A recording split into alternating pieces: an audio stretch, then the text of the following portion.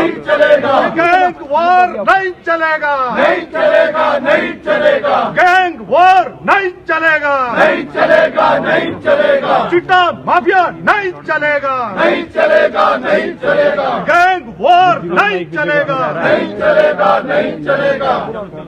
नहीं आगे आएंगे, रुक जाओ दोषियों को गिरफ्तार करो, गिरफ्तार करो, गिरफ्तार करो, यार में गोलीकांड के दोषियों को गिरफ्तार करो, गिरफ्तार करो, गिरफ्तार करो। यार माइक नीचे करो भाई, ये सर कैमरा पीछे करो भाई। सर आज ही का दिन क्यों चुना प्रदर्शन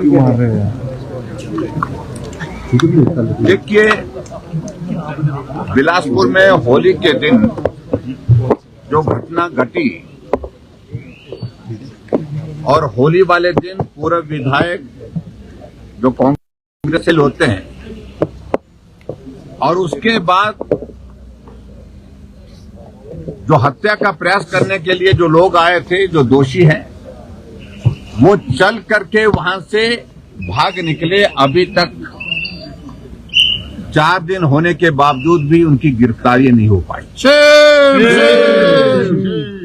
स्वाभाविक रूप से देवभूमि हिमाचल प्रदेश के लिए चिंता का विषय है और मेरा ये मानना है कि ये जो घटना घटित हुई है,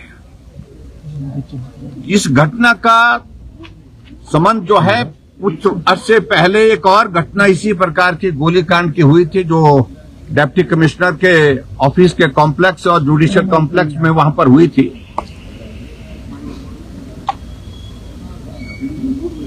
लोग इस बात को उस सारी घटना से जोड़ रहे हैं, लेकिन हम उस पर अभी कुछ कहना नहीं चाह रहे हैं क्योंकि इन्वेस्टिगेशन की प्रोसेस अभी तक चली है। इसलिए इन्वेस्टिगेशन की प्रोसेस जब तक कंप्लीट नहीं होती तब तक के लिए उचित नहीं होगा उस पर बोलना। लेकिन कुल मिलाकर के इस बात को लेकर के आज पूरे हिमाचल प्रदेश में, हिमाचल के साथ पूरे देश भर में इस बात की चर्चा है कि इस सारी घटना का आखिरकार लेना देना जो है वो नशा माफिया से जुड़ा हुआ लग रहा है। और ऐसी सूरत में मैं सिर्फ इतना ही कहना चाह रहा हूं कि जो पूरा विधायक घायल हुए हैं, डॉक्टर की रिपोर्ट के मुताबिक वो खतरे से बाहर हैं। ये हम सब के लिए संतोष का विषय है। उनका जो पीएसओ वो भी खतरे से बाहर बताए जा रहे हैं।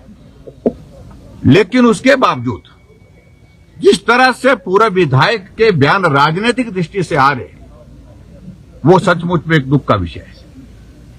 अभी उनको स्वस्थ होना चाहिए, हम उनको शीघ्र स्वास्थ्य की कामना करते हैं, लेकिन राजनीतिक बयानबाजी देने का ये वक्त नहीं है। अभी तो सरकार उनकी पार्टी की है। सरकार का दायित्व बनता है कि जो दोषी हैं, जो भाग निकले हैं, उनके खिलाफ कार्रवाई होनी चाहिए, जल्दी वो पकड़ में आना चाहिए और कानून के मुताबिक उनके खिलाफ कार्रवाई होनी चाहिए। इसी पर मुझे लगता है कि उनको ज्यादा फोकस करना चाहिए। लेकिन उसके बावजूद जिस तरह से बयानबाजी दी जा रही है, ये बहुत दुर्भाग्यपूर्ण है। और जो गोलीकांड पिछड़ा हुआ है, जिसका मैंने जिक्र किया कि जुडिशियल कॉम्प्लेक्स में हुआ था, आखिरकार अगर उस पृष्ठभूमि में जाएं, उनके तार किससे जुड़े हुए, कौन आदमी गिरफ्तार रहे 2 महीने तक, इन सारी बातों का भी जवाब देना पड़ेगा आखिरकार। लेकिन हिमाचल प्रदेश सरकार की ये स्थिति हम आज से नहीं कह रहे हैं, हम पिछले लगभग 1.5-2 साल से कह रहे हैं कि हिमाचल प्रदेश की पुलिस ऐसे कामों में लगा के रखी है जिससे कोई आउटपुट नहीं।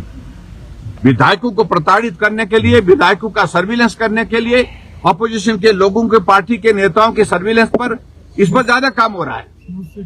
समोसे की जांच हो रही है, मुर्गे पर एफआईआर हो रही है, लेकिन चिट्टा माफिया दना रहे हैं और अल्टीमेटली उसका परिणाम जो है, गंभीर परिणाम अभी आपके सामने जो है, जो गोलीकांड हुआ है। और ये मैं कहता हूं ये गैंगवार है। इस बात को लेकर के आज हिमाचल प्रदेश का आम आदमी चौक चौराहे पर बात कर रहा है।